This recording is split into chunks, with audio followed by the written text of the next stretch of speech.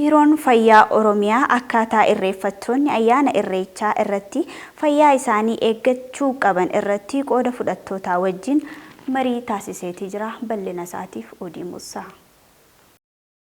Biiroon Fayyaa Oromiyaadhaa akkaataa irreeffattoonni ayyaana irreechaa irratti fayyaa isaanii itti eeggachuu qaban irratti waltajjii marii qopheesseetii jira.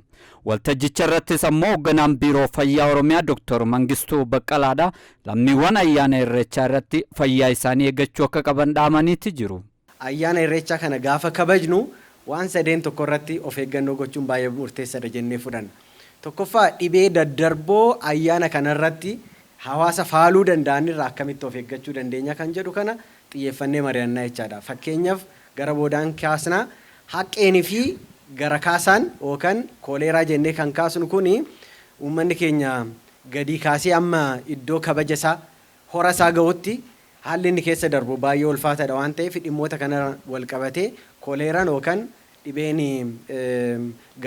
gara kaasaatii fi haqqee nama mudachuu waan danda'uuf dhimmoota kana irratti maal gochuu qabna kan jedhu laaluun baay'ee murteessaa ta'a jechaadha.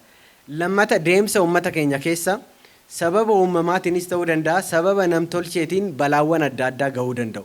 Fakkeenyaaf konkolaataan sababa adda addaatiin yeroo tokko yeroon inni itti garagaru jira, saffisa eeguu dhabuudhaan, saffisa eeggamuu qabu eeguu dhabuudhaan waan adda addaa namni araada adda addaa keessa galuudhaan walitti bu'iinsa adda addaa, miidhamna adda addaa muddachuu danda'a waan ta'eef dhimmoonni akkana waggaa mudatan maal gochuu qaba hawaasni keenya kan jedhu irratti xiyyeeffannee kan laallu ta'a jechaadha.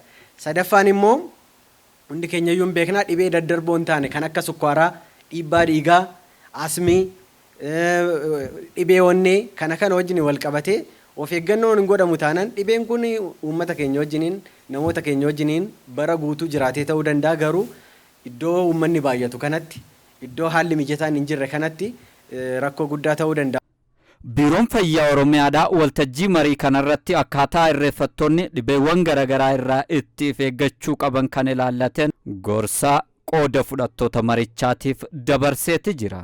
Busaa ittisuudhaaf hawaasni maloota baay'ee salphaa ta'an hojiirra oolchuu danda'u asirratti barraa'ee jira. Tokko iddoo wal hormaata bookee busaadhaaf mijataa ta'e, bishaan ciisaa ta'e, meeshaalee caccabuu naannoo keenyatti bishaan kuufachuu danda'anii fi bookee busaatiif iddoo wal hormaataa ta'uu danda'an haala mijataa uumuu danda'anii maqsuudha. Suuraa irratti asirratti arguu dandeessan jechuudha. Bishaan ciisaa naannoo keenya jiru maqsuu qabna jechuudha. Kanaaf isa kanarratti hawaasa barsiisuu qabna. Abbootiin gadaa, haadholii siinqee, qeerroon, foolleen asirratti hojjechuu qabna jechuudha. Kan biraa Biiroon Fayyaa Oromiyaa qaamolee garaagaraa waliin ta'uudhaan saaphaa siree miiliyoonota hedduun lakkaa'aman raabsee jira. Godinaalee garaagaraa, aanolee garaagaraa keessatti jechuudha. Saaphaa sireetti hin fayyadamnu taanaan salphumatti yeroo ciisichaa, yeroo hirribaa bookee busaatiin heddamuu yookaan ciniinamuu waan dandeenyuuf bookeen busaa nama dhukkubsate irraa gara nama fayyaatti fiduu dandeessi jechuudha. Kanaaf saaphaa sireetti sirnaan fayyadamu kan yeroo jennu yeroo hundayyuu yeroo ciisnu saaphaa sireetti fayyadamu.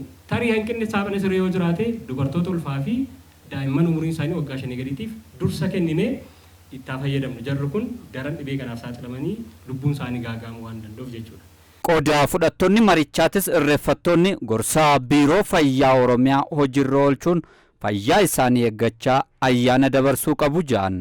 Uummanni keenya naannoo adda addaatii dhufa, baadiyyaa irraa dhufa, naannoo adda addaatirraa godina adda addaatirraa dhufa. Dhibeen garaa kaasaa fi dhibeen haqqee kuni naannoo adda addaa immoo mul'achaa jira.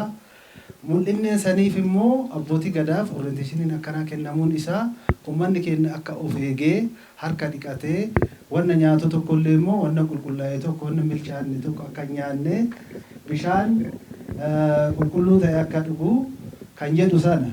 Kuni ammoo wanta gaariidha. Nulli immoo akka abbootii gadaa wanti kun uummata keenya fayyadaa nu fayyadaa. Namni kun mana kan ba'u maali irreessaaf ba'a, nagaaf ba'a, irreessa irreeffachuuf ba'a. Yeroo irreessa irreeffachuuf ba'u kan ammoo maal ta'uu qaba? Nagaadhaan irreeffatee fayyaa isaa mirkaneeffatee galuu barbaada. Kana wanna ta'eef Biiroon Oromiyaa fayyaa Biiroo Oromiyaa wanti hojjete wanta gaariidha. HIV irratti wanta adda addaa irratti kanaan dura wanta hedduu hojjechaa ture. Ammallee immoo wanta akkanaa kana hojjechuun isaa uummata keenyaaf wanta gaariidha. Nullee immoo gahee nurraa ba'u hin baana jechuu barbaada. Waltajjii mariidhaa biiroon fayyaa Oromiyaa akkaataa irreeffattoonni fayyaa isaanii ittiin eeggachaa ayyaana irreechaatis itti irreeffachuu danda'an irratti qopheesse kanarrattis deetaan ministeera fayyaa Itoophiyaadha Dr. Darajjee Dhugumaadha xumura waltajjichaa irratti haasawa guduunfaa taasisaniin fayyaa irreeffattootaa eeguuf ministeerri fayyaa biyyattii biiroon fayyaa Oromiyaatii fi biiroon fayyaa magaalaa Finfinneetis wajjin ta'uun qophii barbaachisaa xumuranii jiraachuu isaanii himaniitti jiru.